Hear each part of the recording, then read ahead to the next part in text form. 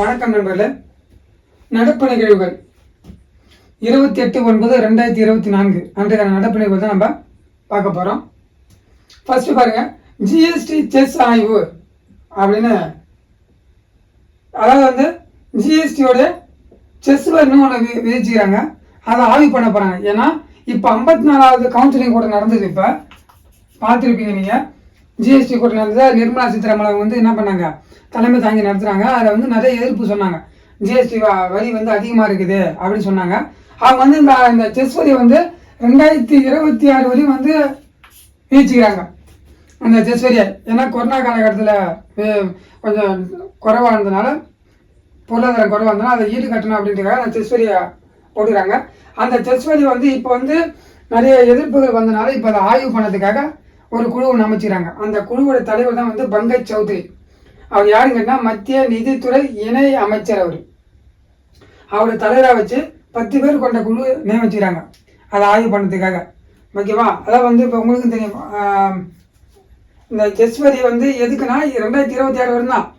ஆனால் அதை வந்து எப்படி பண்ணுறது, நீடிக்கலாமா 26 வரையும், இல்லை இப்பயே நிறுத்திடலாமா அப்படின்றதுக்காக அதை ஆய்வு பண்ணதுக்காக போட்டுக்கிறாங்க. இப்போ இந்த குழுவை அவங்க வந்து டிசம்பர் 31 அந்த ஆய்வை ரிப்போர்ட்டை சப்மிட் பண்ணுவாங்க. அதுக்கப்புறம் என்ன நடக்குதுன்னு அப்போ தான் தெரியும். ஓகேவா? ஃபர்ஸ்ட்.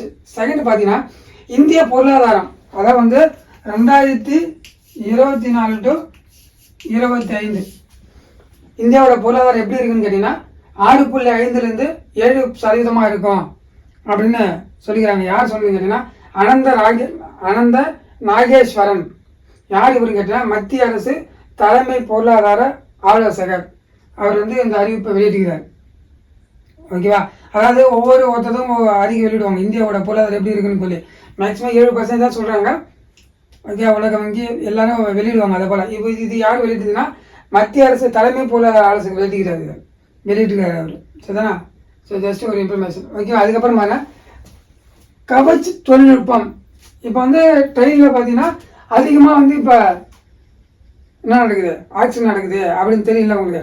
இப்போ அதை போல் வந்து நடக்கும்போது இப்போ அதை என்ன பண்ணுறாங்க, தடுக்கணும் அப்படின்றதுக்காக இப்போ ஒரே ட்ரெயின் ஒரே தண்டவாளத்தில் இப்போ இங்கேருந்து ஒரு ட்ரெயின் போயின்னு இருக்குது.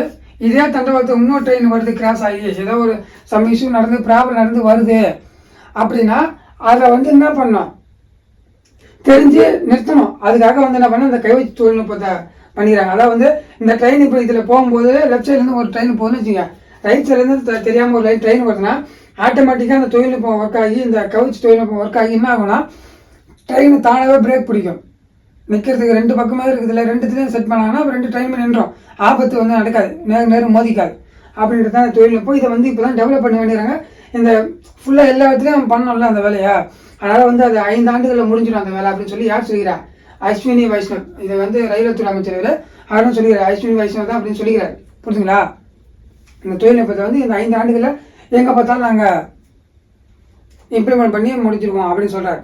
புரியுதுங்களா? முக்கியமானது அந்த கவச் தொழில்நுட்பம், ஜிஎஸ்டி ரொம்ப முக்கியமானது, பொருளாதாரம் முக்கியமானது தான். ஏன்னா மத்திய தலைமை ஆலோசகர் சொல்லிக்கிறாரு. அதனால் எல்லாமே தெரிஞ்சு வச்சுங்க. ஜிஎஸ்டி செஸ் ஆய்வுக்குழு வந்து தலைவர் யாருன்னா பங்கஜ் சௌத்ரி. அது மட்டும் தெரிஞ்சுங்க. கவச் தொழில்நுட்பம் 5 ஆண்டுகளில் இது ட்ரெயின் சம்மந்தமானு தெரிஞ்சுங்க.